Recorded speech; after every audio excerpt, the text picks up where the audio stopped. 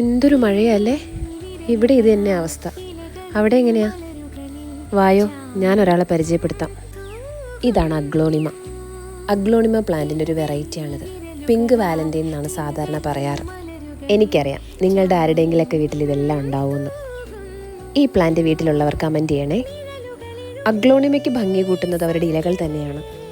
ശരിക്കും പറഞ്ഞാൽ ഇവർ സൂര്യനായിട്ട് സാറ്റ് കളിക്കുന്ന ആൾക്കാരാണ്.